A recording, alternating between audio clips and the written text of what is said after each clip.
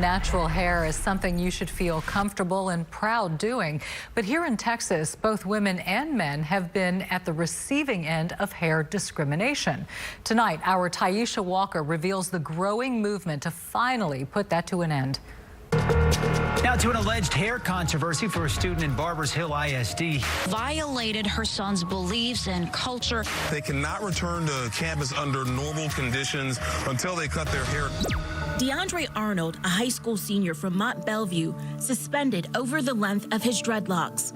The dress code at Barbers Hill High School forced DeAndre to choose between his culture and his diploma. They say that even though my hair is up and off of all the regulations, that if it was down, it would be out of dress code. Not that I'm out of dress code, but if. DeAndre made national news, the story going viral. His dreadlocks getting hair love from the likes of Ellen. He made the choice on principle that he would not cut his hair, and he transferred. So he left the comfort of his high school, his senior year, people he grew up with, his friends. That's State Representative Ron Reynolds from Missouri City.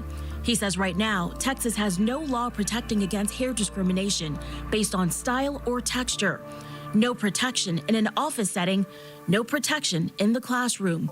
He says that has to change. We believe that it is right in time for Texas to move into the 21st century. That's their natural hair, and they're being punished for it. So I think it's important to really talk about the beauty of our hair, to talk about the versatility, how it's our pride, it's our joy. Kiera Mead is a school counselor who transitioned to her natural roots 10 years ago and now wears locks.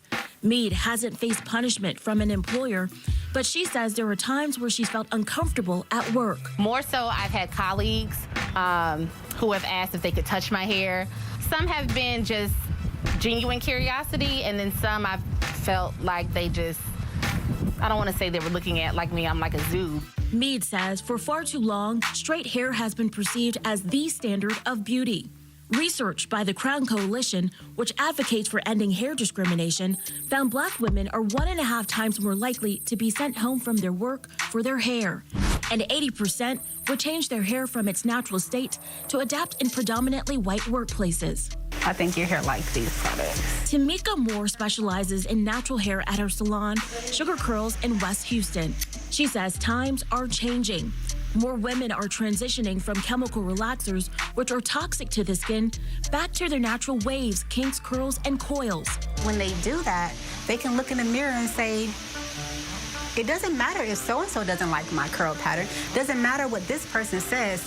I'm beautiful the way I am. Natural hairstylists like Caress from Katie says the natural hair movement has come a long way. If you go in Target and you walk down the, ethnic hair care aisle, you see a lot more products now. There's a greater selection now than how it was in 2009. Representation in print, on television, and in the law.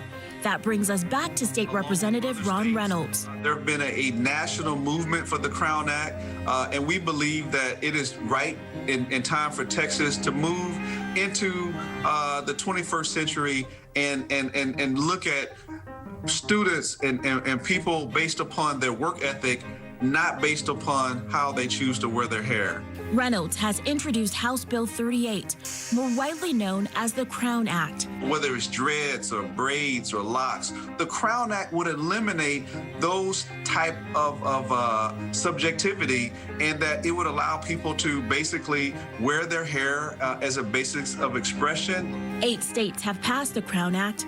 Reynolds is hoping that Texas will be next. House Bill 38 was referred to the State's Affairs Committee last month. State Representative Reynolds says he's working to get bipartisan support so that bill can head to the governor's desk. Taisha Walker, KPRC 2 News.